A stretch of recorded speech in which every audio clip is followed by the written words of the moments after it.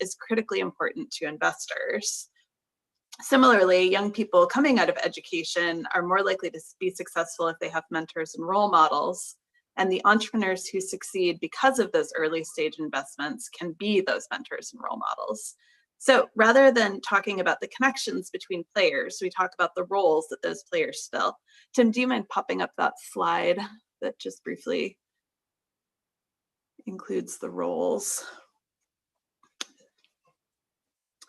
So, well, we have been looking at ecosystems and working with experts in entrepreneurship and innovation. We've built off some important work coming from groups like the Aspen Network of Development Entrepreneurs to create a list of the roles that must be filled in any ecosystem to support a productive innovation economy while integrating diversity, equity, and inclusion at every point. I'd be happy to share the full document that's summarized here on the screen with anyone who's interested. So different organizations fill roles depending on the region, but universities almost always fill a number of the roles and are critical parts of almost every single innovation ecosystem. Universities carry out research and development, educate the next generation of innovators, and provide physical infrastructure for innovators. But the roles that universities play typically go beyond the research and academic enterprise, particularly when institutions make an intentional effort to engage deeply with their surrounding communities. Universities provide mentors, social safety net structures for students and others. They create markets by supporting local entrepreneurs or creating investment funds, and they can act as thought leaders and policy advocates to support innovation, invention, and entrepreneurship. Universities are going to be critical for our economic recovery in the US and around the world. Engaging with communities in the way that you'll hear from Margot and Rebecca is necessary to drive the quick and inclusive economic growth that the world economy needs for resilient and sustained recovery. Thanks, Rachel. I appreciate that perspective. And, you know, I asked Rebecca to join us from a university perspective here in the US because of knowing the Kansas State University and how they've have such an actively engaged ecosystem through some of the work that we've been doing with them. So Rebecca, can you describe Kansas State's role in your own innovation ecosystem in Kansas? Absolutely. And thanks, Tim, and the group for having me and our team here today to share with you a little bit more. And thanks, Rachel, for really providing a great overview of the sort of the ecosystem vision and component, and a really great structure for what I'm going to describe to you as sort of an example maybe of how we have exemplified some of that university role in an innovation ecosystem. To provide some context for that, Kansas State University, the university that I am associated with, is in the middle of the United States, in one of the less populated parts of the country. And the community actually that I live in and that our university in has about 55,000 people in it.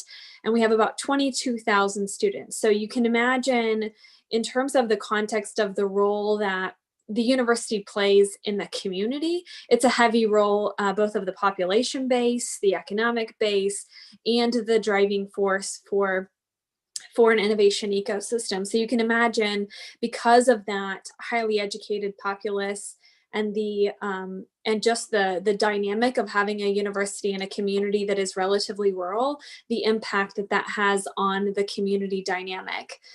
But in addition to just existing in a community, our university has made a real and strong and vocal and visible commitment to advancing the economy and the innovation ecosystem of our community. And Rachel listed off some of those that I might give some specific examples. The first and most obvious one and role that a university plays, and we play, is on the talent development side. So on the inspiration and building knowledge component. So of course, our main function as an institution is to educate students, but we also take that further in terms of developing training programs or initiatives or activities that help to support entrepreneurs, inventors, help companies to advance their own efforts through that talent pipeline development. But other roles that we play, of course, in the innovation ecosystem, one is both a source of innovation. So, whether it's technologies or inventions that are a product of the research that our faculty, staff, and students perform, but also a source of opportunity and a magnet for opportunity.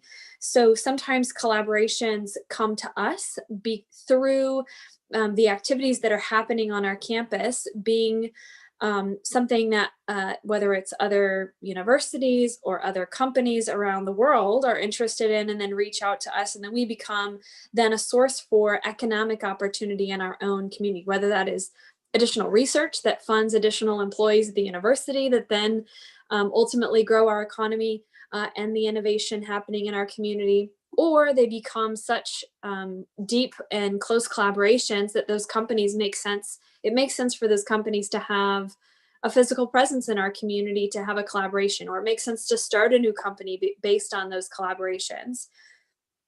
The next, as Rachel noted, was facilities. Of course, having a campus in our community that has a sizable footprint in the community, we have the most sophisticated innovation and invention facilities in the community, and oftentimes becomes a challenge for private enterprise to think about having innovation or invention facilities. And usually then those have to become a collaborative endeavor when it comes to private sector space, whether that is joint investment in things like incubator space or startup space, maker spaces, whether those are donation-based or public-private partnerships to make them a reality to then support the innovation ecosystem. The last two, I would say, are both a convener and a culture development role. So one of the ways that we, because we've made a commitment to economic development and innovation in our community, we are often trying to bring together both the public and private sector, so both our faculty, staff, and students with the private sector and the public sector, so governments, to talk about specific issues in specific industries. So as an example, next month, our university, which has a strength in pet food of all things, and the development of things like pet food, because of our strong background in agriculture and food. And so we'll bring together industry partners from around the world virtually, of course, these days, to talk about how our institution can help advance that industry. And what that would likely lead to is collaboration that ultimately can create new enterprise and create new invention, both in our ecosystem and around the world. And the last is culture. So because we convene that mixture of both community and university partners, it creates then a culture and an expectation that the way that our community and our ecosystem will advance is through innovation. So that is different than some of our traditional, say, economic development activities, where we might just be focusing on anything and everything that can generate resources, that there is a shared sense of forward-thinking mentality about innovation and leveraging that for economic growth. So that's what I would say in terms of how K-State is playing in our innovation ecosystem. Thanks, Rebecca. And you mentioned a couple of the actual tactics of what an institution does, and I'd like to call on Margot now to talk about some of the programs and initiatives. And Margot, I see Margot as uniquely positioned as an expert in this area, because Margot, not only in her role at the University of Alaska, Anchorage, but also as the chair of our awards committee that scans and reviews best practices from institutions all across North America right now. But you explore these initiatives and you see these initiatives all the time. So can you talk about the importance of programs and initiatives that institutions have, perhaps both academic and non-traditional, and how that contributes to the overall